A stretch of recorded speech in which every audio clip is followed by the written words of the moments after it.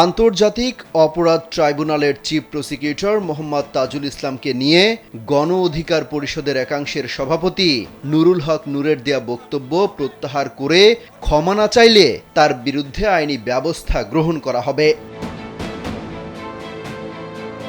বৃহস্পতিবার বিকেল ৫টার সময় গণ অধিকার পরিষদের একাংশের সভাপতি নুরুল হক নূর এবং তার একদল সহযোগী ও বহিরাগত ব্যক্তিদের নিয়ে সুপ্রিম কোর্ট প্রাঙ্গণ থেকে উস্কানিমূলক ও মানহানিকর স্লোগান দিতে দিতে একটি মিছিল নিয়ে আন্তর্জাতিক অপরাধ ট্রাইব্যুনালের মূল প্রবেশ গেট দিয়ে জোরপূর্বক প্রবেশের চেষ্টা করেন।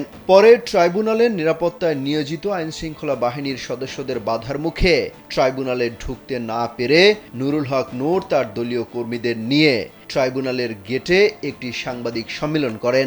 এবার ব্যাংকও আপনার হাতের মুঠোয়। Balance transfer, mobile recharge, bill pay থেকে শুরু করে যা চান সব হবে এক মুহূর্তে। NRBC planet.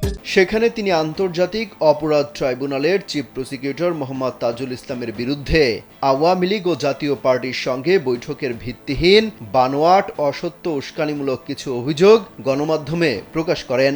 উদ্দেশ্য প্রণোদিতভাবে তার আনা এসব মিথ্যা অভিযোগ ইলেকট্রনিক ও প্রিন্ট মিডিয়া এমনকি সামাজিক যোগাযোগ মাধ্যমে ছড়িয়ে যায়।